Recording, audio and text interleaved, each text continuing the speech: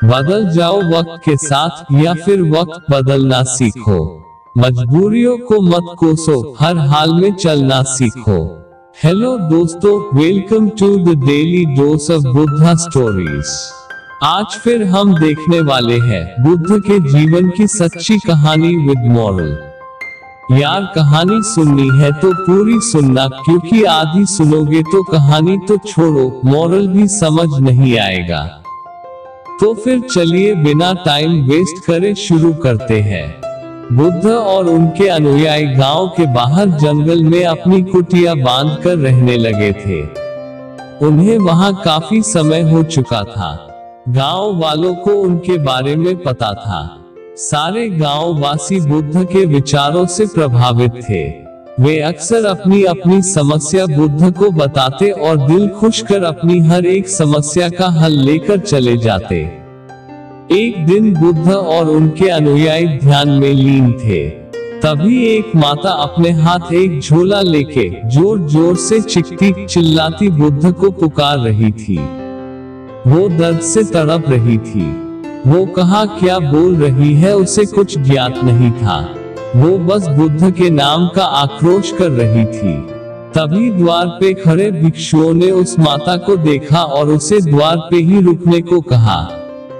उन्होंने कहा, बुद्ध अभी ध्यान कर रहे हैं, आप कृपा कर थोड़े देर शांति से विश्राम करें।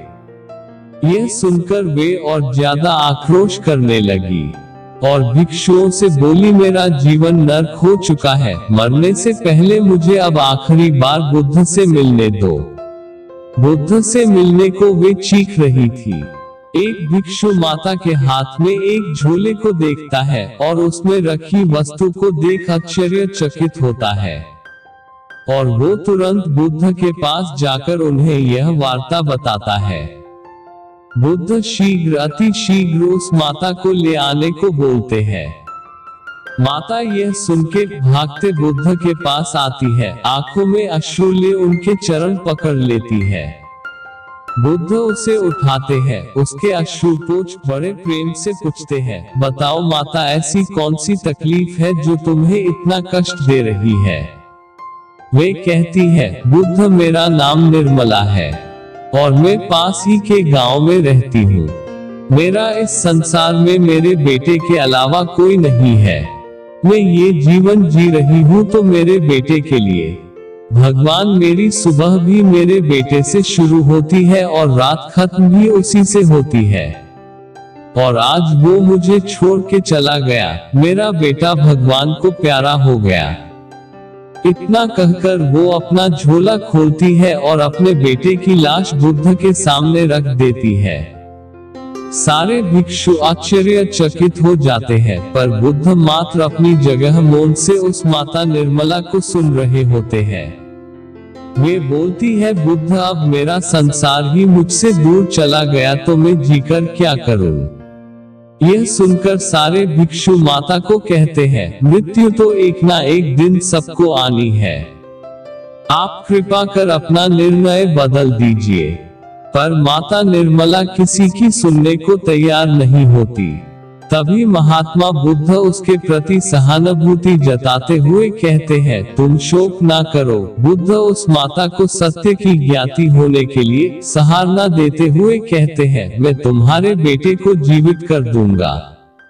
यह सुनकर माता प्रफुल्लित हो उठती है, पर सारे भिक्षु तो आश्चर्य में पड़ जाते हैं कि ये तो असंभव है। बुद्ध ये क्या बोल रहे हैं? बुद्ध उस माता से कहते हैं, लेकिन मेरी एक शर्त है। माता कहती है, भगवान आप जो कहोगे मैं वो करूंगी, आप बस बोलिए। बुद्ध कहते हैं कि तुम किसी ऐसे घर भिक्षा के रूप में कुछ भी मांग लाओ जहां किसी व्यक्ति की कभी मृत्यु न हुई हो। उस माता को कुछ तसल्ली होती है। वे भागकर गांव आ पहुंचती है। वो गांव के सबसे पहले घर जाकर दरवाजा खटखटाती है। उसकी उम्र की स्त्री दरवाजा खोलती है। माता निर्मला स्त्री को बोलती है, मैं भिक्षा लेने आई हूँ। स्त्री कहती है, ठीक है, मैं अनाज ले आती हूँ। तभी माता निर्मला उसे कहती है, आपके घर किसी की मृत्यु हुई है क्या? पहले तो स्त्री को संदेह हुआ, पर बाद में उसने बताया 4 महीने पहले मेरी माँ का देहांत हुआ था।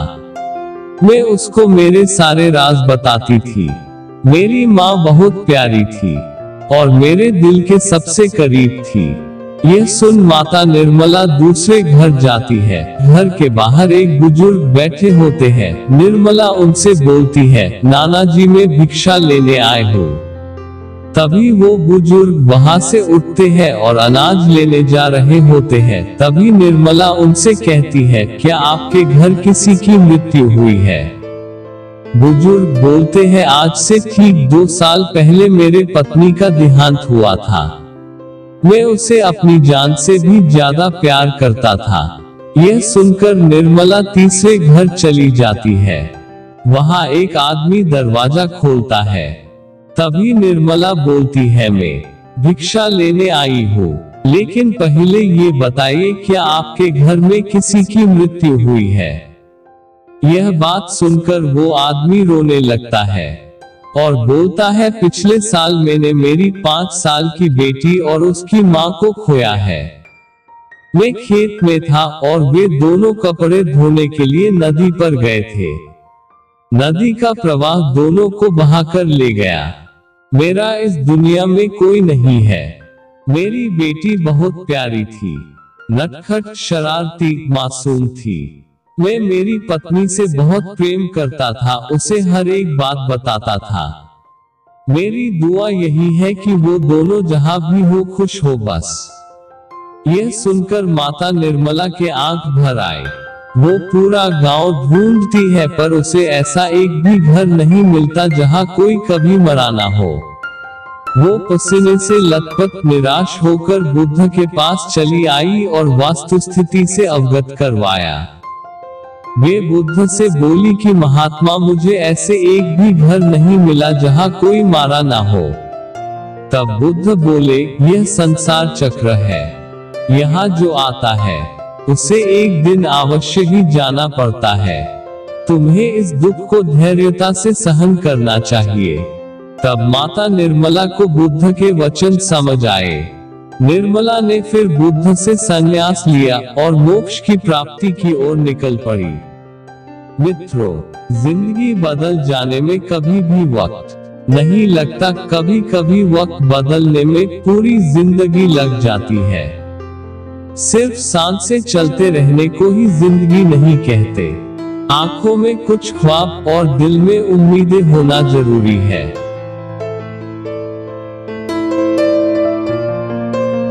मित्रों, वीडियो अच्छा लगा तो लाइक करें और ऐसे और वीडियोस देखने के लिए चैनल को सब्सक्राइब जरूर करें। जय हिंद, वंदे मातरम।